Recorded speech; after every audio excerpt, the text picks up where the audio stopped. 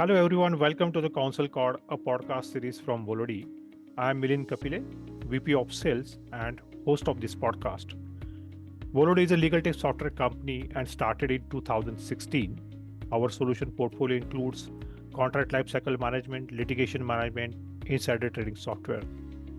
This podcast series aims to offer legal community a valuable insight through conversation with the top legal experts.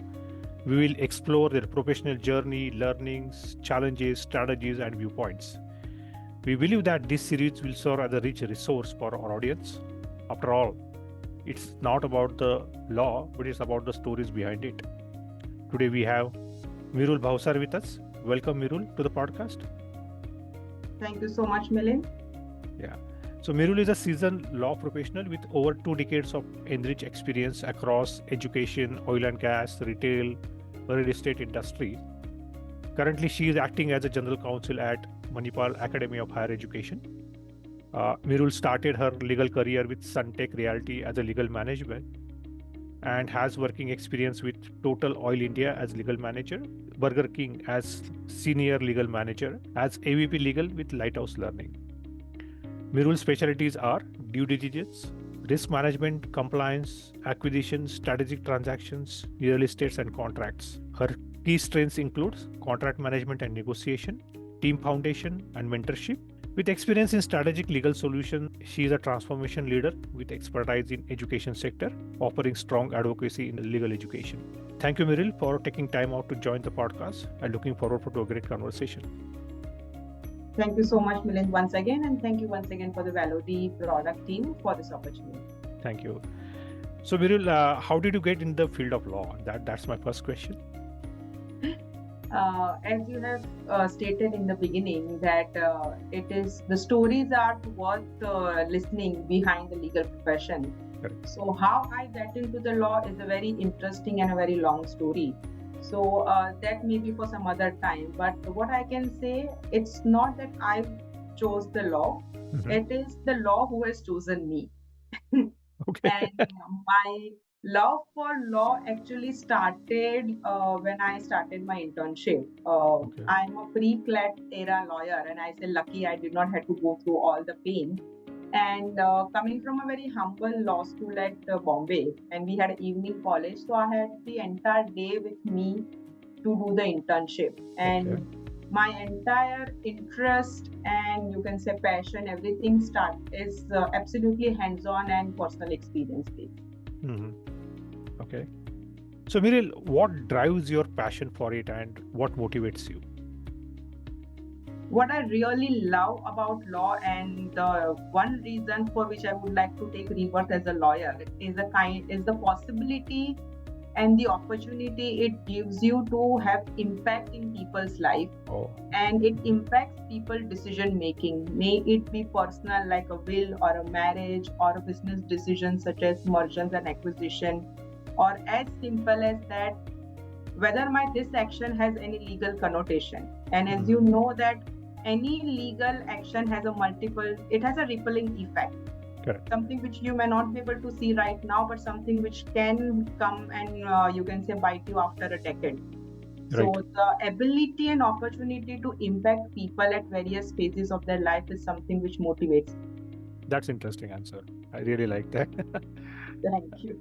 And you almost having more than 2 decades of experience. So basically, how you are seeing the legal profession has been transitioned over the years?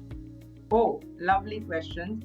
And I have a 12-year-old son, and I don't know whether he'll pick up law or he might become a chartered accountant or an entrepreneur like my husband. Mm-hmm. But this is the best time to be a lawyer, and that too in-house lawyer. Uh-huh. So how I have seen the transition of the in-house legal role in Indian scenario particularly is I have seen when I started 20 years ago and prior to that, the in-house role for Indian lawyers was very limited to either in banking or in the PSUs or a couple of MNCs which were very less 20 years ago. And the role was restricted to being a coordinator with the law firms or managing the litigation. Right. But over a period of time, I'm very happy to see that legal has now seat on the board. I am seeing more and more legal officers being the permanent invitees to the various board meetings and other, you can Correct. say, table where the strategic decisions have been taken. Right. So it's a beautiful period, and I also give credit to the generation of my lawyers who are able to bring that value and have their make their own space in the commercial world out there. So we have expanded our horizon beyond the bar and bench. Yeah, absolutely agree with you. Now legal function. Actually, all general counsels want to become the board members. Actually, it's a board activity. A lot Yes. of questions, a lot of decisions are not been made without consulting you guys. Actually, I Yes. mean And I'll take additional minute to add Yeah. that the earlier legal was a sub-function of either a Correct. finance or a company secretary. Correct. So that is also changed considerably. Yeah. You're always basically been reporting to the CFOs or maybe the I think some other function. But yeah, I mean now there is a separate function, and Yes. we have a different various roles also actually emerging within this legal function as well. Include compliance, privacy policy, and so and so forth. There are new avenues for the in-house lawyers coming in. Correct. I agree with you. So you have a multi-industry experience, right? And so tell us something about how you transition from one loan to another. So I'm pretty curious by nature. I get bored pretty easily. Okay. I seek novelty. So, Okay. So I intentionally transition from one industry to another. You can say in seek of knowledge and fuel my curiosity. Okay. And it was very smooth and gradual process. Like I started with a boutique law firm, and it was I would say wonderful opportunity because the boutique law firm were not in vogue when I started. So where I was working, that law firm was doing everything from a company formation to will to family court to life with the SEBI. Okay. So there I got flavor of pretty much everything, and that fueled my passion for doing law. Okay. And then I started getting, you can say, expertise into real estate. So that is how I got into real estate. And in India, particularly, real estate laws changes pretty much every 50 kilometers. Oh, interesting to know this. Yeah. So then there I got an opportunity to explore, you can say, the real estate in depth, going from, you can say, one corner of India to another corner of India. But obviously, being a real estate company, it was only the real estate that was available me to explore. But the curious cat was in me was already started itching.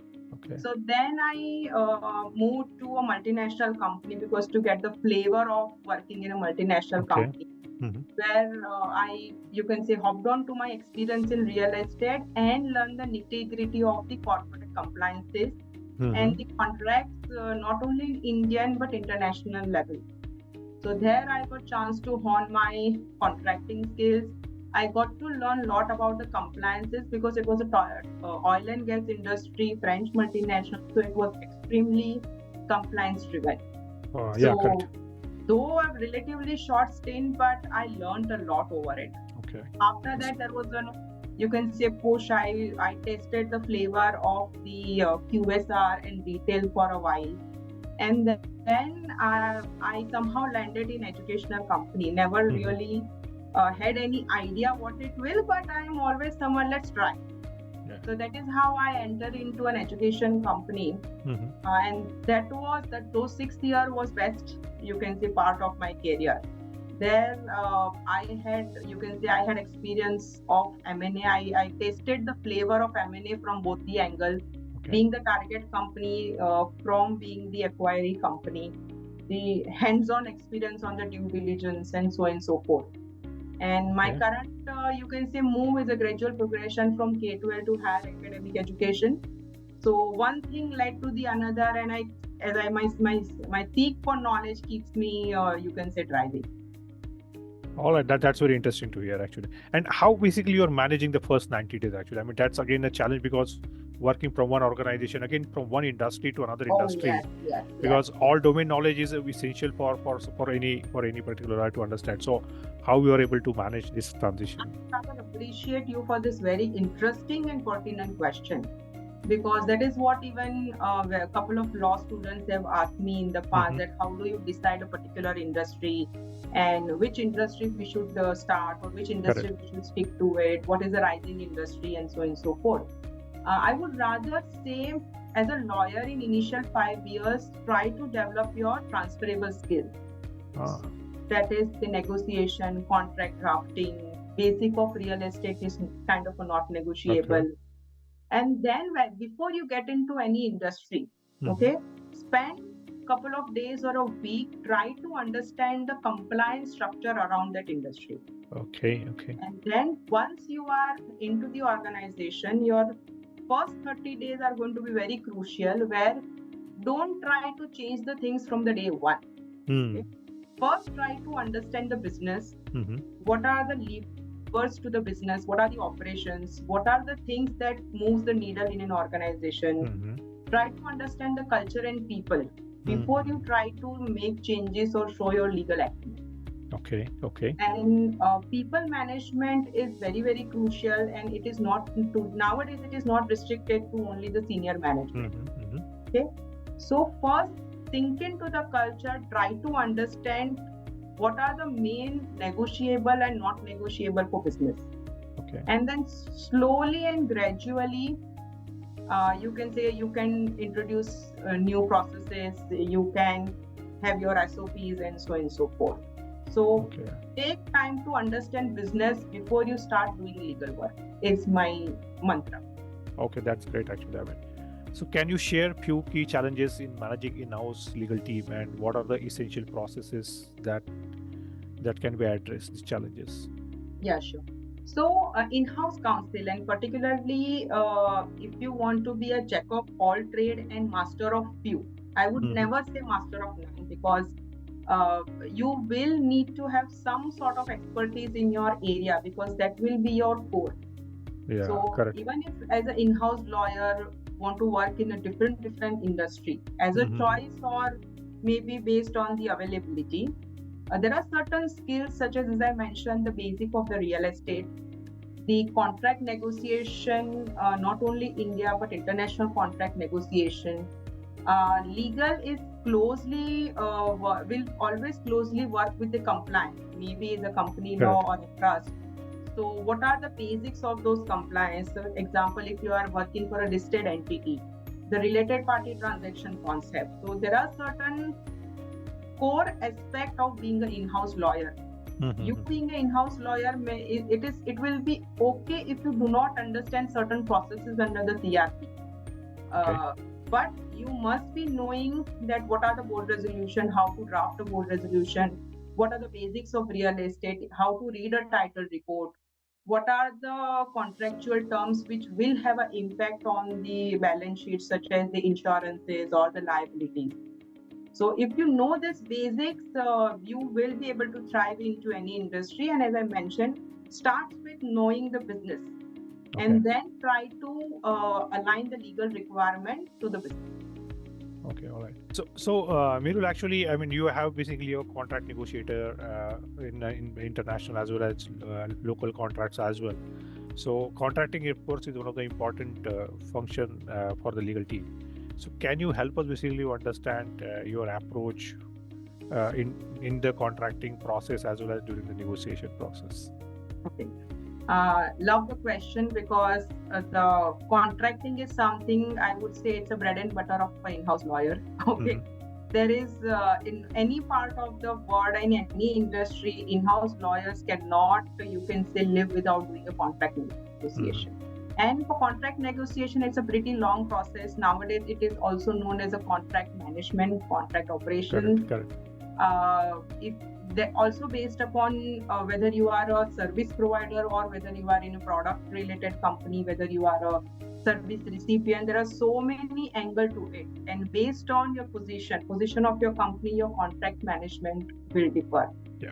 But correct. For me, the mantra or the bottom line, the contract have to be fair and it have to be balanced.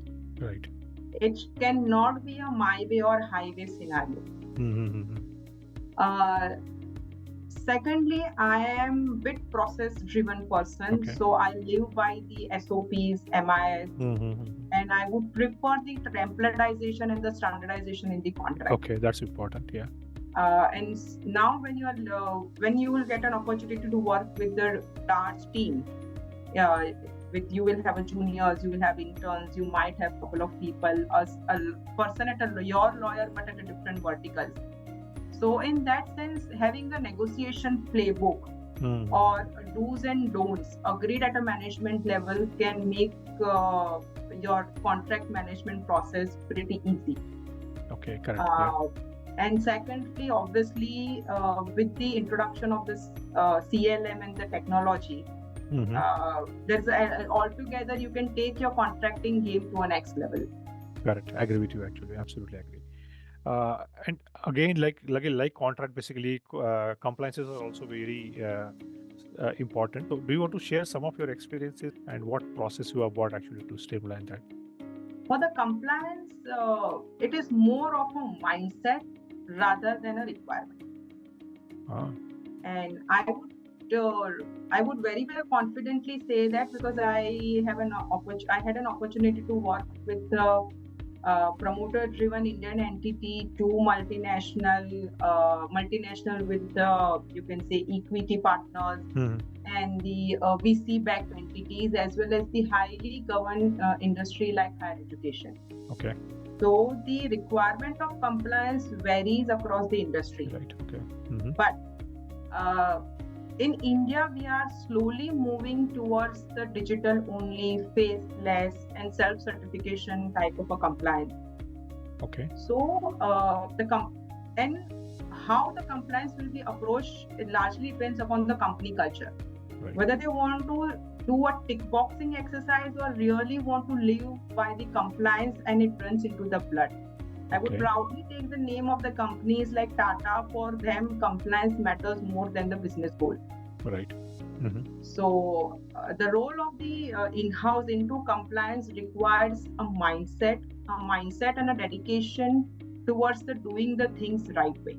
Correct. Okay. And to track the compliance against the technology can be very helpful, like rig tech, that is the buzzword nowadays, that is a regulatory tech, where digitally they will help you to track the compliance across different verticals, across different industry and across different continents. Correct. So, and in compliance management, the proactiveness and the eye for detail is must. Yeah. Okay. Yeah, that's a good answer actually. Yeah, absolutely agree.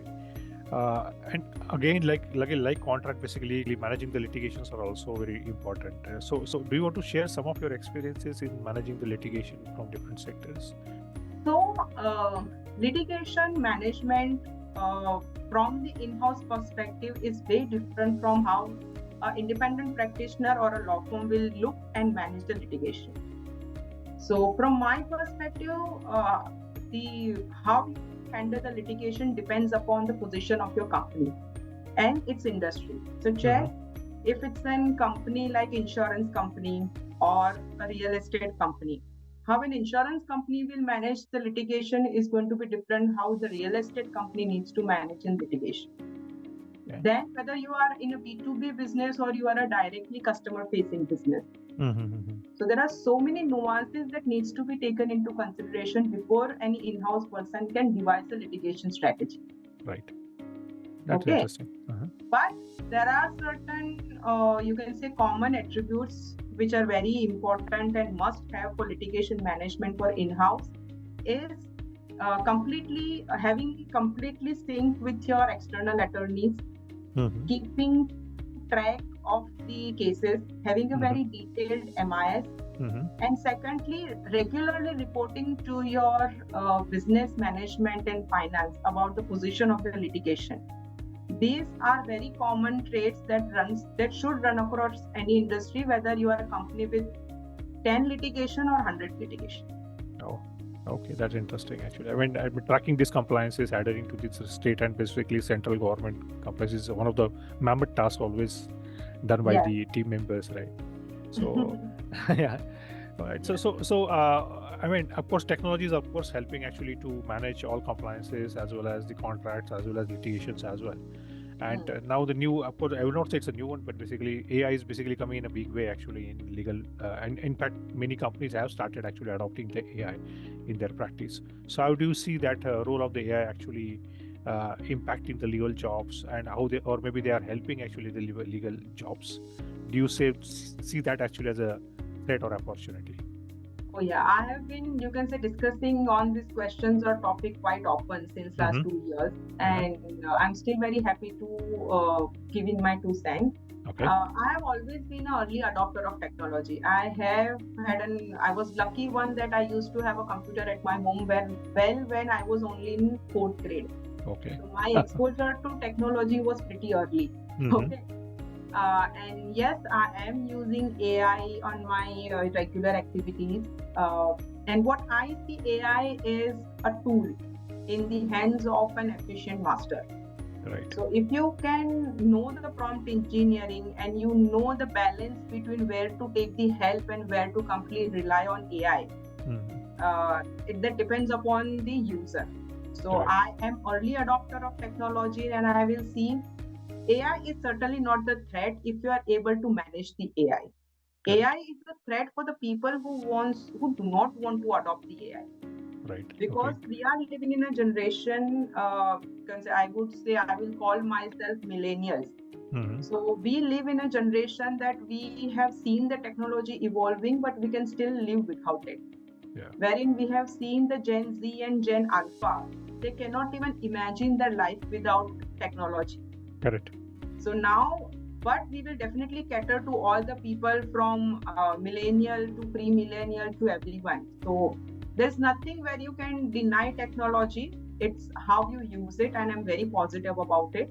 It's just that you should be able to balance between the ethical use, conscious use, and legal is in a very fiduciary capacity. So not to get excited and share the confidential information, and where to draw the line. Correct. That's a different perspective. So far, I have actually came across. It's interesting, actually. All right. So, Mirul, having experience actually into contract lifecycle management for a long time, what is your opinion on the effectiveness of contract lifecycle management platforms in the modern legal departments? I'm an early user of the technology, and you can say my first touch points with the CLM was almost 7 years ago, where even the CLM was in an early stage.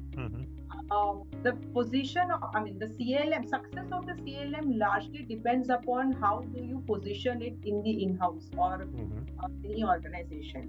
So buying from the stakeholder is very, very important. And secondly, where many people fail, or you can say, I would say, misjudge, is never ever use or see CLM as a replacement of human. CLM will make the things easy for in-house lawyers. It is not going to replace your human resource.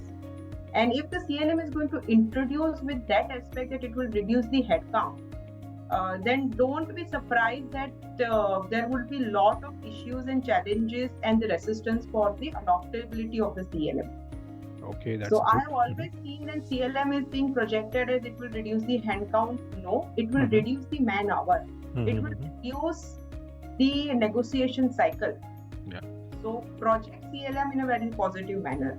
And I look at it CLM as when you introduce a CLM for the contract lifecycle management or the legal operations. I draw a very beautiful analogy when I was discussing with my previous organization that why do we need CLM?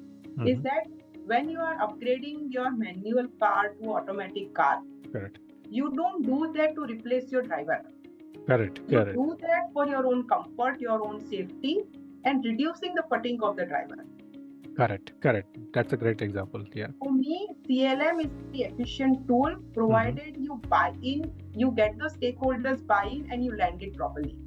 And second aspect is the ability of the CLM provider to customize, the ability to customize as per your industry requirement or the company requirement. If you are able to fix these two matters, the CLM can be your success factor. And I have had personal experience that people were very reluctant to use the CLM because they saw it as a threat to their career growth, or they said currently we have 5 people, CLM aega, so we'll be only 2 people. So I agree with you. Actually, I mean, technology is, of course, never been a threat to the humankind. Actually, okay. I mean, that's we can always say that. But as I mentioned, it is a threat if you don't adopt. Yeah, correct. I agree with you. Yeah. All right. So we have a last question before we jump on to the rapid fire questions. What advice you would like to give to the young professionals starting their career actually in legal field? Oh, love.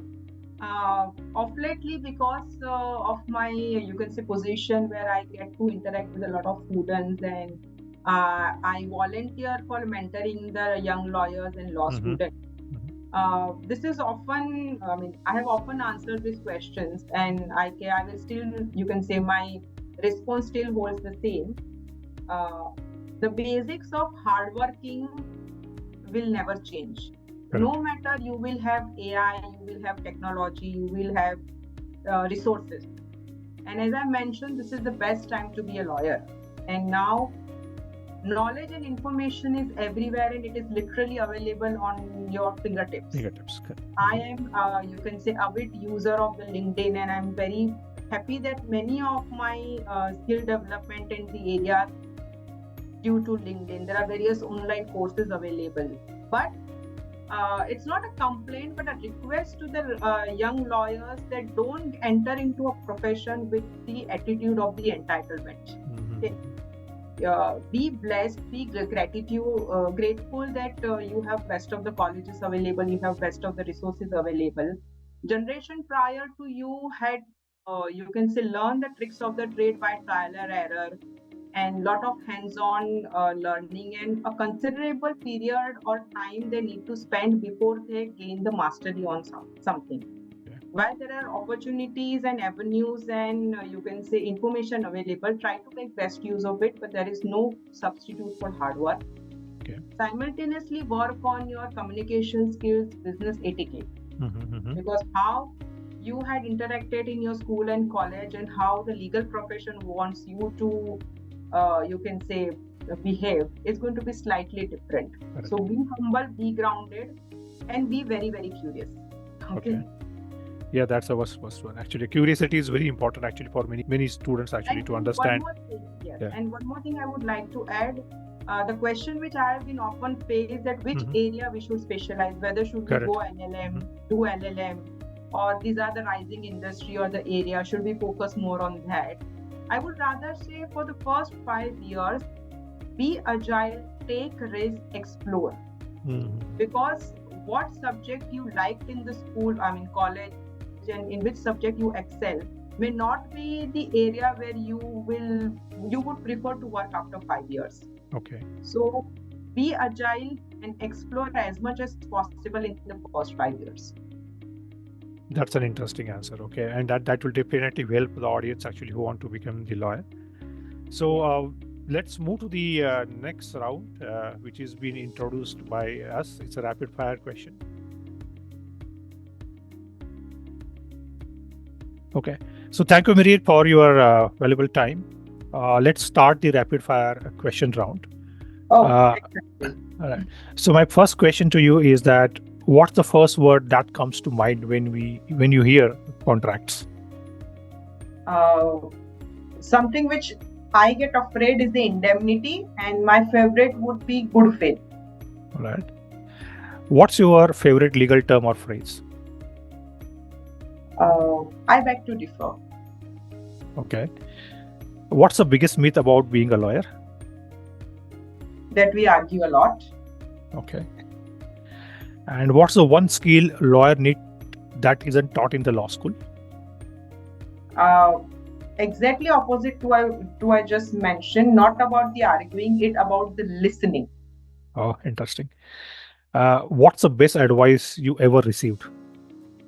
Choose your battle wisely. Okay. What's the most misunderstood aspect of the legal profession?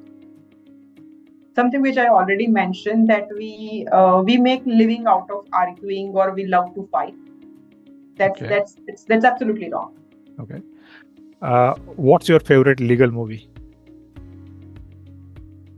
It's actually none, because whatever is being shown in the movie or series, it's pretty fictitious, and this is not how we work. at least not the in-house lawyers, how it works. Okay. So it's none. Don't watch it. Okay. What's your secret in managing the stress in high pressure situation? My sarcasm and witty jokes and Okay. at absolutely wrong time. So people forget why we were fighting or why we were stressed. Do you prefer a courtroom drama or boardroom strategy? Boardroom is my go-to place. Okay. How do you approach work-life balance in a legal professional? Okay. Learned a hard lesson. Don't take anything personally. May it be a deadline that you might have missed or a deal that didn't go through or you lose a case. But it's never personal. It's professional. Keep dispute or everything apart from you. Okay. What keeps you going during the tough time? At the end, I know I'll be able to influence. I'll be able to make impact. Mm-hmm. And my last question is, what's your success mantra? Keep learning. Never settle in terms of mastery or something. Constantly evolve as a professional. Mm-hmm. I think then the success, even if you go down, your constant learning will be able to take you up or wake you up very soon. All right. So thank you very much, Mirul. Actually, we come to the end of this conversation podcast. Anything you would like to add? Thank you once again for this wonderful opportunity and look forward to having more conversation in the future. Mm-hmm. I also often talk to law students and young professionals. Okay. I mentor them. Mm-hmm. So I think this podcast will, you can say, ignite some interest, and I'm able to give some gyan to the people and make their life easy. So whatever I have learned through trial and error, at least they may spend less years doing that. All right. Okay. Thank you very much for your time. And on behalf of Volody, I appreciate your time and looking forward for the podcast releasing soon. Thank you very much. Have a good day. My best of luck to Volody team. Bye-bye. Have a nice day ahead. Thank you.